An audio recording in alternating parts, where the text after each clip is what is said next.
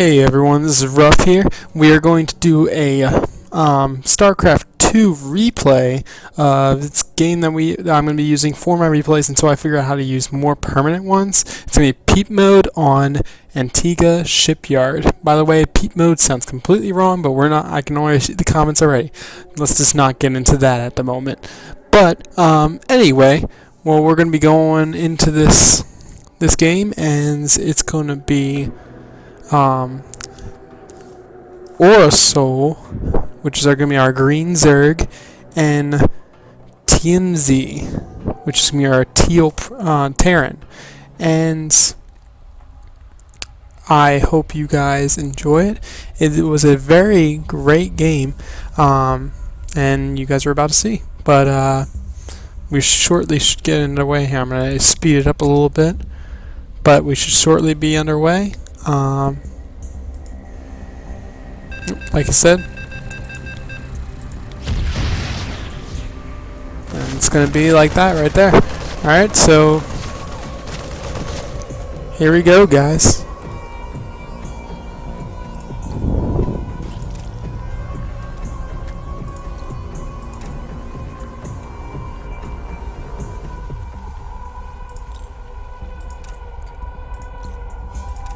Alright, so we're going to get underway on this. Now, I do not know the stats of these players. However, they both seem to be relatively skilled. Just ignore the dog right now, even though he's so adorable. He's a teal dog. How would you not want one that glows? Look at that. Anyway, but we're going to be going against, they're going to be going against each other, and we'll see who comes out on top today. Well, when they get underway, just want to let you guys know, I did have under my feed on my channel, I do have a list of games that I would like to try out for my let's play type videos. If you guys are interested, just leave a comment or whatever, and just see which games you guys prefer me to do. So I looked at the list of those, and then we can get underway off that. Teal is starting to scout the incorrect way at first, and I believe green is going to be scouting. Where is he going? Yep, he's going to be going the same way. And I think they're both going to collide. But yeah, we're going to be getting underway shortly.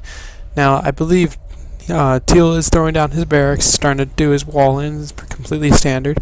And yeah, so right now, I mean, it's not too, they're just going to be kind of macroing up right now. Nothing too interesting. If anything does happen, we are going to have a gasp first, so that could lead to potentially Hellions or early Marauders or something like that. So that's always a possibility, as well as early upgrades. It's always a possibility as well. Now we are, let's see. Oh yeah, and we do have the teal Terran is blocking the expansion for quite some time. As you can see, the green Zerg is hovering about 500 resources. That's ridiculous because he delayed it super amount. Every second that goes by is less mining time for those 4 drones that were helping out, and that's definitely not going to help. So he puts down a spawning pool. He's going to have all different sorts of things going down. He's going to be droning good bit. So we do have the spawning pool and the hatchery going down. The orbital is just finishing now, so you'll be able to drop those mules down for extra income. He is starting marine production to hold off any early Zerglings that might be coming this way. We do have a factory, so we most likely will see Hellions popping out that will start harassing the green Zerg.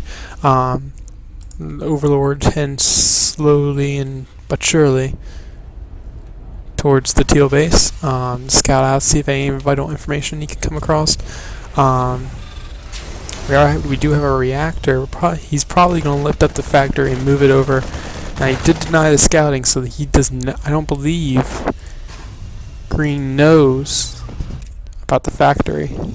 you see it? Yes, he did.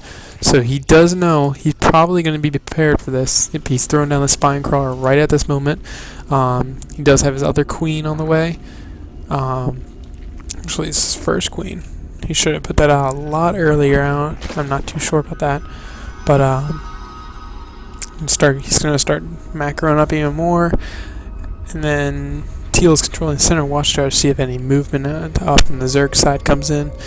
But we are definitely going to see those Hellions. Like I said, there's the first Hellion right there. And it's going to be moving over to the reactor.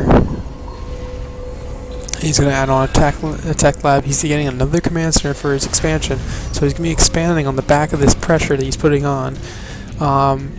While the Zerg player is right now still macroing up, he does have his spine crawlers moving into position before the Hellions make their approach. I'm pretty sure, yeah, he's most likely aware of the Hellion threat, so he's going to be ready for this, and he's going to stay ready. However, he wouldn't move out with just one Hellion. If he did, it probably would have done a lot of damage, because that spine crawler was not ready, and the queens are too slow to keep up with the Hellion.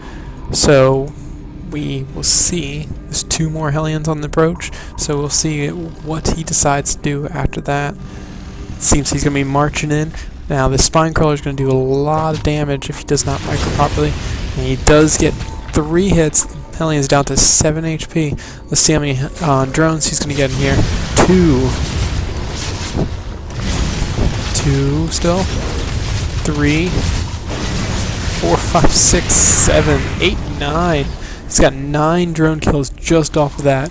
So as you see in units lost. Yeah, units lost. It's still pretty even. The teal Terran is just, from him losing all these Hellions, it's been extremely ineffective for him, and he's just not able to. He can't afford to keep on losing them. It helps out delaying the mining, but at the same time, I just don't know how effective. Now, he is going to be going into the main base with these Hellions. Can they do a lot of damage? Can they line him up? He still has 1 Hellion left in the base.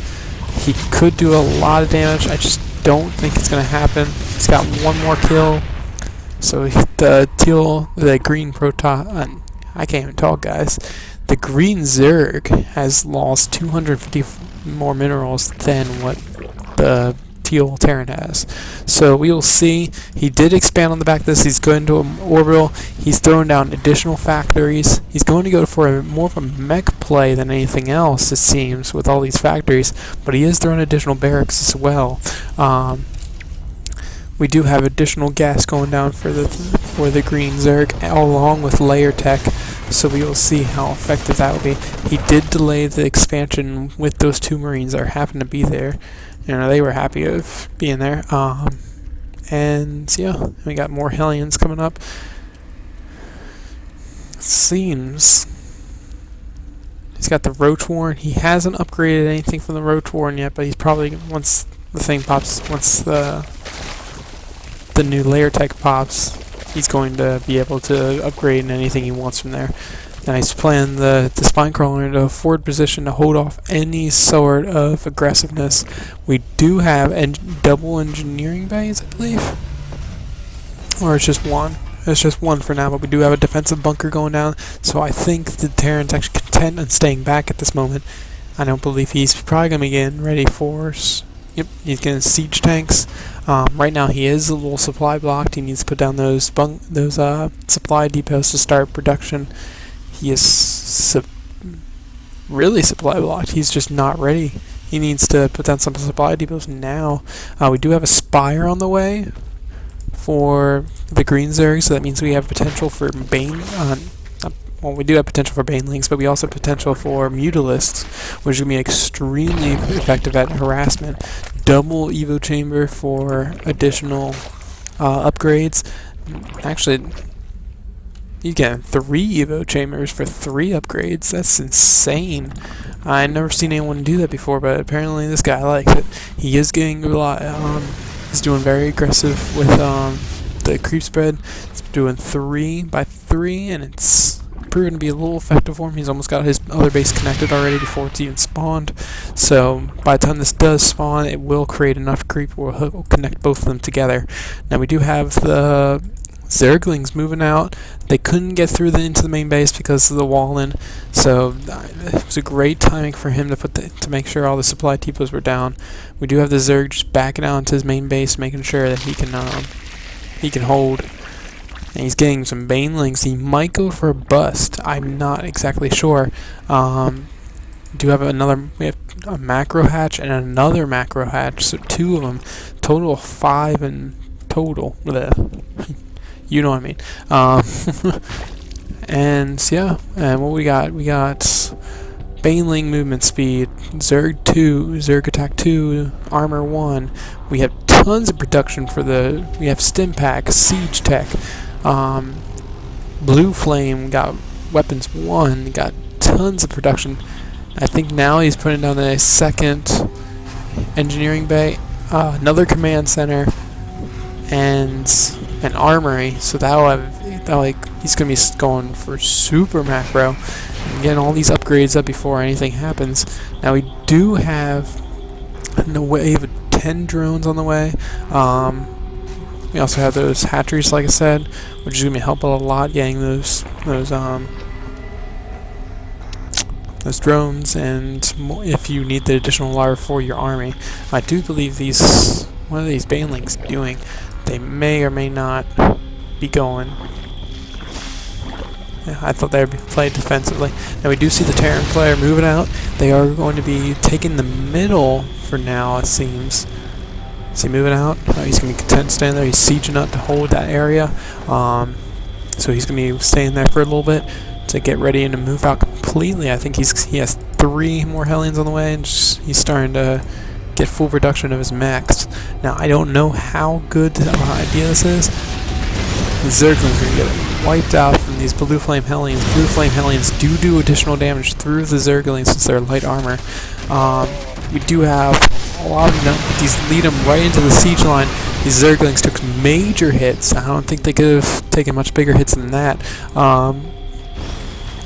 The only worst thing right now is probably going for a full attack. We do have constant reinforcement streaming up. We do have the siege line slowly moving forward. We need to see some more siege tanks, more than just 2. I think he's using it as defensive, where he's going to move back into the siege line to hold. After he's slowly taking out the creep tumors to slow it down. Because once the creep gets up to your base, it's just going to be constant reinforcements over and over again. I think the Zerg player should probably destroy these rocks right here, give him another way to attack the enemy. Because I don't know if it's just these 2 areas. The siege can just continue, and these siege tanks can just siege up constantly. So I think he probably needs to. Now I don't know why he has all these spine crawlers up here. I think he has a misread where he thinks there's going to be a drop or reapers or something. But those spine crawlers should definitely be at the bottom to help out with the defense. We do have roaches that are going to have to soak up a lot of the damage from the siege tanks. They'll be able to, since they have that armor, they're not going to be. I mean, they still take a lot of damage from the siege tanks. Yet they're not going to take as much as, say, Zerglings, who only have 35 health, and they do 35 damage on 1 shot for Zerglings. So it's going to be a lot more effective. We do have pathogen glands on the way, which means that we're going to see bastards coming out with fungals, flying attacks level 1, everything. We got also roach speed and life tech coming on the way. We do have now the teal player taking massive damage in the middle. He's lost his entire army. These roaches paying for themselves essentially. Units lost. It's going to be favoring the green Zerg. Yes, teal has definitely lost so much more. This has only hurt him even more. He's lost about 1,000 more resources than anything else, as you can see. And plus, but he does have a SCV lead, which is insane. Usually, Terrans will always be behind, but they rely on the mules. He does get us around on that tank to leave it defenseless. Even a Marine was in there. I didn't even see him. But we do have more stuff on the way. We do have I think he needs to drone up to get more resources, but I mean, it is what it is. Production. What's the production thing? Sorry, I'm slowly trying to learn the. Oh, I paused it. Slowly trying to learn the keys. He does decide to take the base in the middle, which is extremely hard to keep because you can just put siege tanks up here and it can bombard that entire location. But we do have that'll be in this next base, but then we do have a huge army heading down. They will be starting to take out these rocks so they can get into this base. This is extremely good because there's a base building right there, so they can move up, kill the SCV, do anything, destroy this, just to hold it off. We got starports with medevacs on the way. We got Hellions. He's going for the +1 attack, +1 armor. They did take out these armors. We will have a multi-pronged attack right now, distracting most of the army with this. We will have a huge section moving down there, splitting up. The siege tanks are completely defenseless. They're going to be taking huge hits from the Banelings. Banelings destroy nearly every single tank. We do have a concave, but however the Zerg player just did not have the best one. And this roach is so lucky, he just got underneath as soon as possible. But he will be like a scouting tool. He'll see everything that's going on right now. He'll see when that moves out. Notice he has 2 Zerglings on the sides to know whenever another expansion is taken, because he's got just Zerglings everywhere to hold. But looks like they will be seeing the expansion. They will be taking it down as fast as possible. Like I said, they probably will see. Where are we going? We do have +3 on the way, a greater spire, which means we're going to see Broodlords. Broodlords are amazing. We also see Ultralisk Cavern, which, once again, we don't see Ultralisks enough in these games, and I love Ultralisks. And this medevac, he pulled him up.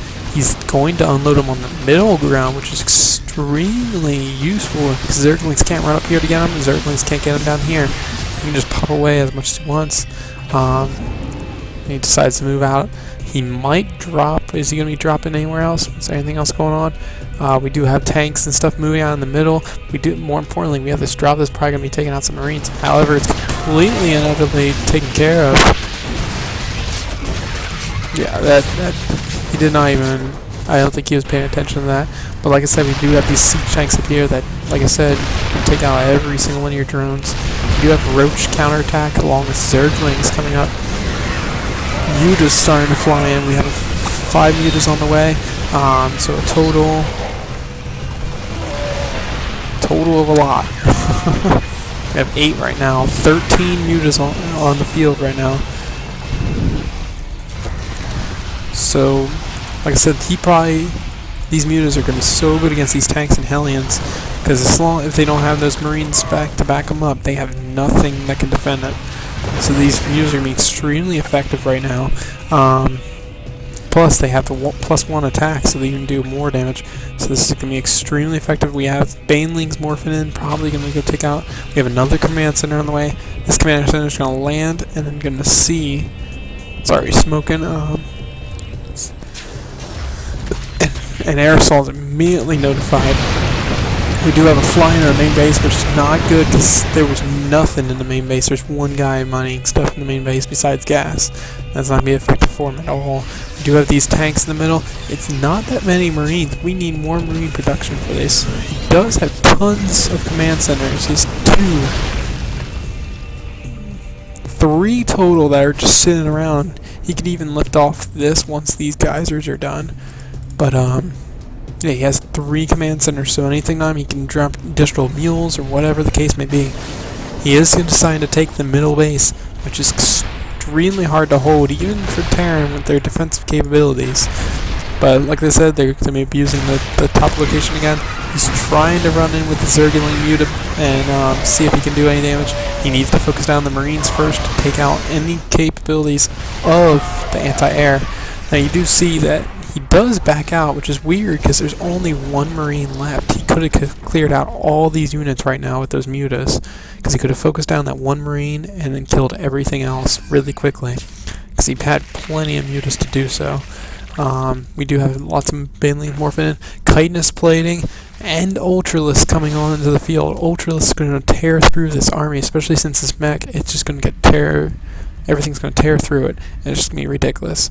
But we're going to see that, and that's going to be pretty exciting for me, just because I love seeing Ultras. Ultras are my favorite Zerg unit, and I don't think there's any other better one. But we do will see these destructible debris in down. It actually helps defense and attack. These 2 Marines trying to scout out and kill some creep tumors.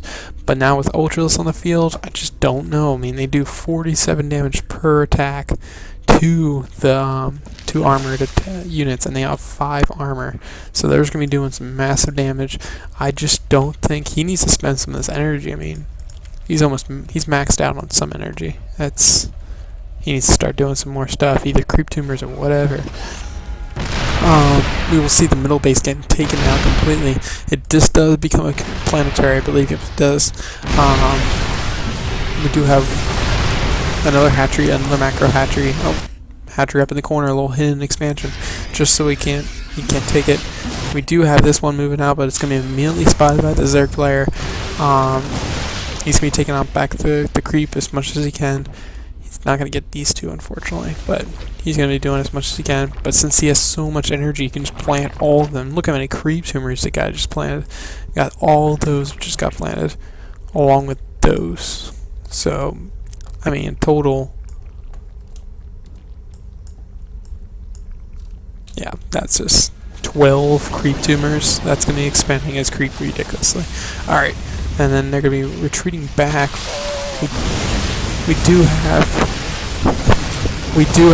have roaches and Ultras moving back. They're just got taken out by the complete.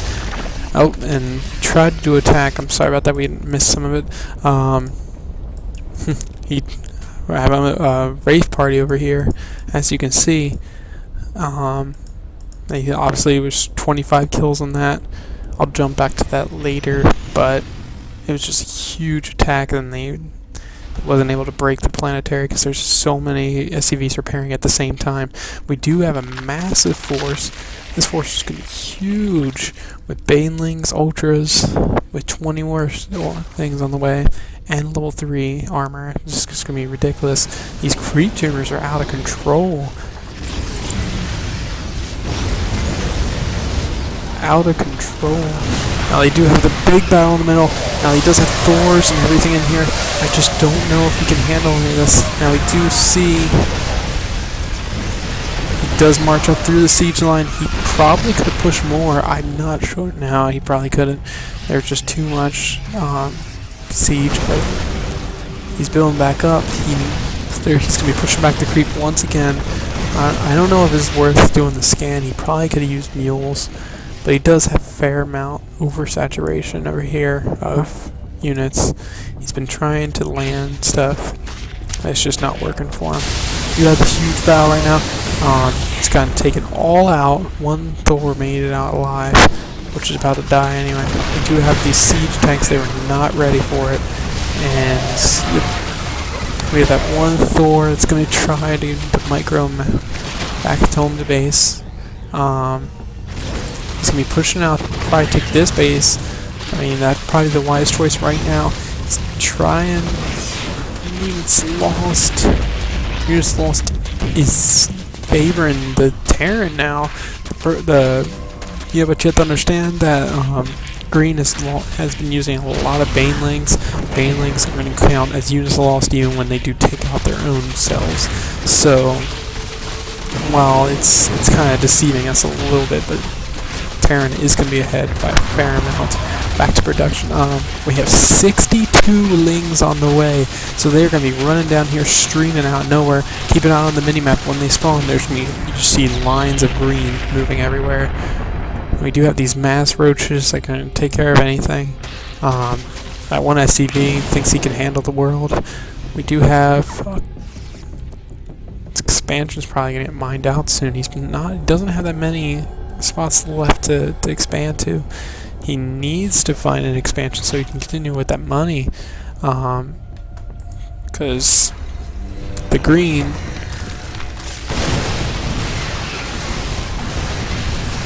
a huge battle. Now this is just overload that he should have backed out as soon as he saw this. Everything's gonna die. There's nothing that's going to survive this. Actually, these might, just because of stim giving them the additional movement speed, but most of them are going to get cleaned out and then they're going to retreat out.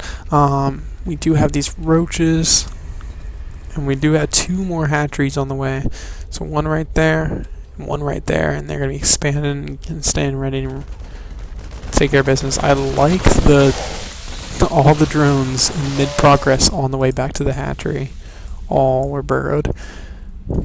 That drop obviously didn't fail. This Marine thinks he can handle the world. I think he's just going to back out. He should. I don't want him to die. But this one expansion cannot land based on this one Zergling. Got a burrowed Zergling over here that's going to kind of hang out. And yeah. Drones taking on that Marine like a boss. Now we do see the teal moving out to take out the corner base. However, there's huge force moving in, and I think I'm going to surround it. They're going to be a huge concave and surrounded. They are not going to live through this. This is going to be complete. They're completely surrounded. They cannot even move. So this is going to be ugly. Even a couple Thors rallied up here is going to get completely decimated and owned. I just can't see teal coming back from this. He's lost too much, and I don't think he realizes. Even that one last Thor hen up there, he could get taken out.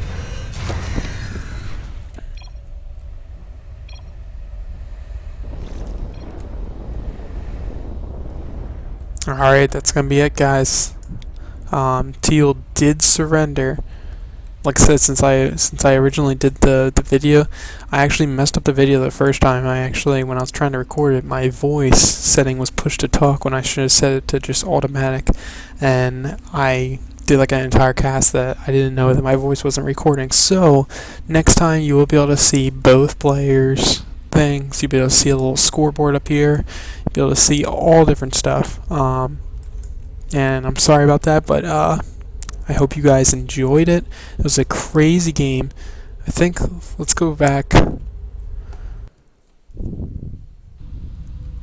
that one planetary attack. I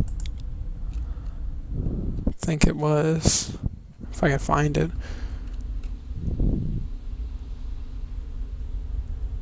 I'm going to fast forward just a tad, but should see the mess.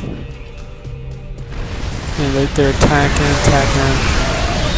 Shortly after this, he moved out with a bunch of roaches.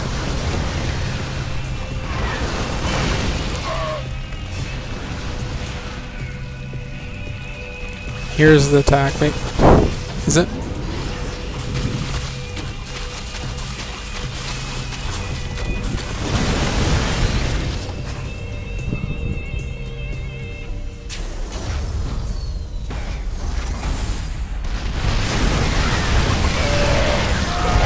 Alright, I'm trying to find that one attack. It should be right around the corner. But, yeah, they believe they swooped in with roaches or some kind of more powerful unit. I was trying to get this planetary to fall because this is one of the last mining bases of the Teal. If he could take out this base, Teal could have surrendered a long time ago because there's nothing he could have done about it. Do back out. I think this is it. Yep, there it is. Wait.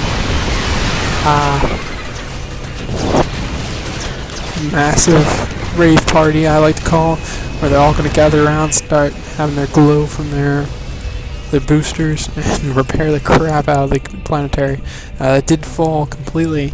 However, it didn't matter in the end for Teal. But it was a great game. Special thanks to everyone who participated in this. Thank you for these 2 players that played during my match, and that's, yeah. Well, thank you very much. I hope you guys enjoyed it.